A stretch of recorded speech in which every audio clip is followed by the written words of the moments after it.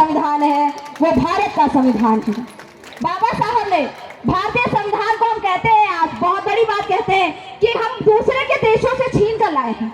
मतलब कि हमने पढ़ा है 60 देशों की एक कॉन्स्टिट्यूशन को पढ़ा है, वहां से छोटी छोटी चीजें हम वहां से लेकर आए हैं, तब हमारे भारत का संविधान बना है। लेकिन डॉक्टर B.R. अम्बेडकर यानी हमारे बाबा साहब कहते हैं अपनी पुस्तक में बुद्ध और धम्म के प्रस्तावना में कहते हैं कि ये जो भारत का संविधान है वो यही की देन है, क्योंकि जब भगवान बुद्ध के जो संदेश बाहर गए, सम्राट अशोक महान ने जो संदेश बाहर भेजे, वही रिफ्लेक्ट बैक होकर हमारे देश में आया है। वो कहते हैं लिबर्टी, इक्वालिटी एंड फ्रेटर्निटी, उदाहरण देते हैं कि ये फ्रांस की क्रांति से नहीं, भारत की शांति से, भारत के इतिहास से आया है हमारे कॉन्स्टिट्यूशन में। यानी कि भारत का संविधान किसी दूसरे संविधान का नहीं, बल्कि हमारे ही देश का एक प्रतिबिंब है, हमारे देश के इतिहास को दर्शाता है। ऐसे ही कई सारी समानताएं आप देख सकते हैं। सम्राट अशोक महान की भी बात हो रही थी, उन्होंने किस तरह तथागत बुद्ध के धम्म को अपनाते हुए अपने साम्राज्य को इतना बृहद बनाया और इतना शांतिमय बनाया कि पूरा राज्य ही नहीं बल्कि विश्व सुख में देखने को मिलता है। तो उन्होंने, उनकी नीति क्या थी? जियो और जीने दो, जियो और जीने दो। तो हमारे भारतीय संविधान में कहा यह देखने को मिलता है? हमें मौलिक अधिकार दिए गए हैं। दिए गए हैं कि नहीं दिए गए हैं? कोई बताएगा कहाँ दिए गए हैं? कौन सा अध्याय में? सभी लोग पढ़ते हैं भारतीय संविधान, अध्याय 3 में है 12 से 35 तक जो अनुच्छेद है। तो वो अधिकार आपको क्यों दिए गए? ताकि आपके व्यक्तित्व का निखार हो सके, क्योंकि उसके बिना एक गरिमामय व्यक्तित्व के साथ हम नहीं जी सकते हैं। और वो सिर्फ भारत के नागरिक को ही नहीं बल्कि सबको दिए गए हैं जो भी भारत में निवास करता है, चाहे वो किसी दूसरे देश का ही क्यों ना हो। लेकिन वही मौलिक अधिकार आपके क्या है? रिस्ट्रिक्शंस भी लगाए गए हैं, पाबंदी भी कब लगाई गई है कि अगर दूसरे के अधिकारों का हनन होगा तो आपके अधिकारों का पालन नहीं होगा। तो यानी जियो और जीने दो। तो यानी ये हमने पहला अध्याय देखा। दूसरा क्या देखने को मिलता है हमें कि सर्वधर्म समभाव। सर्वधर्म समभाव कैसे? यानी हम सभी धर्मों का सम्मान करते हैं, किसी एक धर्म को हमारा राज्य नहीं मानता है, चाहे वो किसी भी धर्म का व्यक्ति हो, सबको समान अधिकार मिलता है। और ये हमारे भारतीय संविधान में, हमारे धार्मिक स्वतंत्रता में अनुच्छेद 25 से 28 तक दिया हुआ है। और सम्राट अशोक महान ने भी अपने शिलालेखों में इसको रखवाया था, जिसको आप जाके पढ़ सकते हैं। सम्राट अशोक का जो बृहद शिलालेख है 7वां अभिलेख, उसमें यह लिखा हुआ है जो रिलीजियस टॉलरेंस को दर्शाता है। ऐसे ही सम्राट अशोक महान ने पर्यावरणीय संतुलन की बात की, क्योंकि उन्होंने पेड़ पौधे, इवन ये छोड़िए कि मनुष्यों के लिए ही अस्पताल नहीं बल्कि पशु पक्षियों के लिए भी अस्पताल बनवाया। और यही चीज हमारे भारतीय संविधान में कहाँ देखने को मिलती है? हमारे DPSP में, राज्य के नीति निर्देशक तत्वों में देखने को मिलती है, जहां सरकार को एक वेलफेयर स्टेट के रूप में स्थापित किया जाता है जो लोगों के हित के लिए, और सिर्फ लोगों के हित के लिए नहीं, पेड़ों के, फॉरेस्ट के, एनिमल सभी के हित के लिए काम करेगा, सबको प्रोटेक्ट करने का काम करेगा। और इसके लिए अनुच्छेद 253 भी बनाया गया है कि उस काम को एग्जीक्यूट करने के लिए वो एक कानून भी बनाएगा, जिसके तहत बहुत सारे कानून बने हैं, जैसे forest act, water act, air act, बहुत सारे ऐसे एक्ट बनाए गए हैं। सम्राट अशोक महान की नीति थी वसुधैव कुटुंबकम, और भारत का संविधान तो वसुधैव कुटुंबकम को समाये हुए है। वो सिर्फ भारत के लोगों के लिए अधिकार नहीं बताता, किसके लिए बताता है?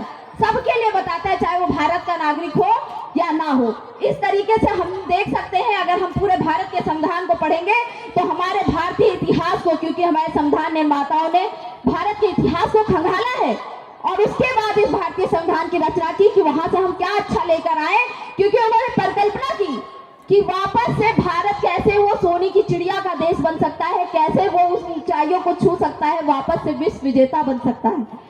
तो उन्होंने उन नीतियों को रखा अपने भारतीय संविधान में। और लेकिन आज जो दूसरा पार्ट है इसका कि वर्तमान समाज में संविधान की सुरक्षा, हमें सुरक्षा करने की जरूरत ही क्यों पड़ रही है?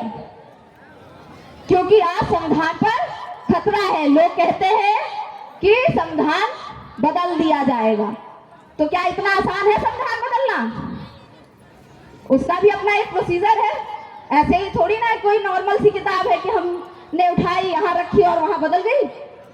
तो यानी संविधान बदलना इतना आसान नहीं है। और ऐसे लोगों को चेतावनी देते हैं हम कि मत बनो प्रगति के बाधक, मत बनो प्रगति के बाधक, भारत को भारत ही रहने दो। वरना भारत का जनमानस तुम्हें असली राह दिखा देगा और इतिहास के पन्नों में तुम्हें दफना देगा, और इतिहास के पन्नों में तुम्हें दफना देगा। तो आज जरूरत क्या है, भारत का संविधान कैसे सुरक्षित रहेगा? इससे पहले भी हमारे अतिथियों ने बताया कि कैसे सुरक्षित रहेगा हमारा भारतीय संविधान, जब हमें खुद अपने भारत के संविधान का ज्ञान होगा, उसकी बातों का ज्ञान होगा। सिर्फ अधिकारों को लेने से काम नहीं चलेगा, अपने कर्तव्यों का निर्वहन करना भी हमारी जिम्मेदारी होगी, क्योंकि हमारे भारतीय संविधान में सिर्फ अधिकार दिए हैं कि कर्तव्य भी दिए हैं? कर्तव्य दिए हैं कि नहीं दिए हैं? कौन से अध्याय में दिए हैं? बच्चों से पूछना चाहूंगी कौन से अध्याय में दिए हैं? आजकल पढ़ाया जाता है 6th क्लास से कॉन्स्टिट्यूशन, बहुत अच्छा, थोड़ा थोड़ा 51A में दिया गया है। हमारे 11 तरीके के दिए गए हैं, जिसमें हम क्या बात करते हैं कि हमें क्या क्या करना चाहिए, हमारे कर्तव्य दिए गए। हम नेशनल सिक्योरिटी के लिए काम करें, हम क्या अपने पर्यावरण को बचाने के लिए काम करें, हम अपने बड़ों का आदर करें। इस तरीके से 11 हमारे कर्तव्य बताए गए हैं। तो सिर्फ अधिकारों को लेने से काम नहीं चलेगा, बल्कि आपको क्या करना होगा, अपने कर्तव्यों का भी निर्वहन करना होगा, तभी संविधान की हम रक्षा कर पाएंगे। और इसीलिए कहना है कि आज जरूरत है कि धम्म और संविधान की बातें जन जन तक पहुंचाई जाए, ताकि लोग जब दिल में उतरेगी ना बात, तो अपने आप दिल से एक आह निकलेगी और उस चीज को दिल से हम करने की कोशिश करेंगे। तो इसलिए कहना है कि दिल की गहराइयों से उठे ये भावना, दिल की गहराइयों से उठे ये भावना कि धम्म और संविधान की राहों पर सबको चलना है। अब नफरत की आग में तो जलते हैं लोग, मगर पंचशील ज्योति जलाकर आगे बढ़े हम लोग। जन जन तक संविधान की बातें पहुंचाएं, आओ सभी मिलकर एक नई सुबह सजाएं। हर हाथ में हो तिरंगा, हर चेहरे पे हो मुस्कान, संविधान की राहों पर चलकर ही होगा विश्व गुरु और विश्व विजेता का उत्थान, विश्व गुरु और विश्व विजेता का आगाज। और अंत में मैं संकल्प आप चाहूंगी कि यहाँ जितने लोग मौजूद हैं वो ये संकल्प तो जरूर लेकर जाएं। क्या संकल्प लेकर जाएं कि आज से जो लोग पढ़ रहे हैं वो बहुत अच्छी बात है, उसे और अच्छे से पढ़ें संविधान को, तथागत बुद्ध के धम्म को अपनाएं। क्योंकि जब धम्म को हम अपनाते हैं, क्योंकि धम्म एक ऐसा अनमोल रतन है जिसको बाबा साहब ने भी अपने जीवन में जब उतारा, तो उन्होंने एक बोधिसत्व, पहले बोधिसत्व नहीं थे, लेकिन धीरे धीरे जब उन्होंने उस चीज को समझा तो वो उस राह पर निकल चले। यानी धम्म आपके जीवन को संवारने का काम करता है, और बाबा साहब ने तो संविधान बनाकर आप सबके लिए रास्ता तैयार कर दिया है। बस हमें क्या करना है, उस रास्ते पर चलकर अपने मुकाम तक पहुंचना है। अब इतना तो हम कर ही सकते हैं कि उन्होंने एक उंगली पकड़ा दी है, तो अब हम अपने रास्ते को तय करते हुए जाएं। तो इसलिए अंत में ये संकल्प लेकर जाइए कि आज ये संकल्प लेकर जाना है, आज ये संकल्प लेकर जाना है, तथागत बुद्ध के धम्म को अपनाना है और भारतीय संविधान के संदेशों को जन जन तक पहुंचाना है, और संविधान निर्माताओं के सपनों को सजाकर अशोका के भारत को पुनः लाना है, अशोका के भारत को पुनः लाना है।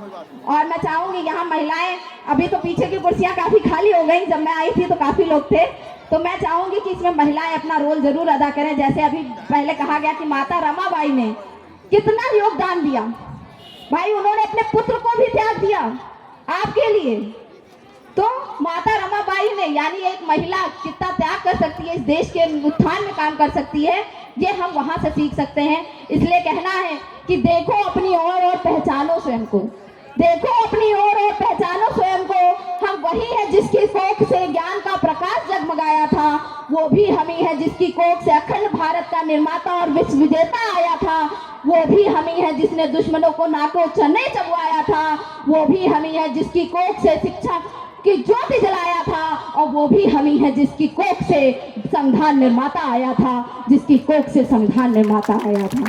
तो महिलाओं से अनुरोध है कि अपनी शक्ति को पहचान कर आगे बढ़कर काम करने की कोशिश करें। और मैं चाहूंगी कि अगली बार मंच पर सिर्फ पुरुषों की लाइन ना दिखे, महिलाओं की भी एक लाइन दिखनी चाहिए। ये आप सबसे अनुरोध है कि आप लोग इसके लिए काम करें। बहुत बहुत धन्यवाद, थैंक यू मुझे अपना ख्याल रखने के लिए। बहुत बहुत धन्यवाद बीना मौर्य जी का, इन्होंने बहुत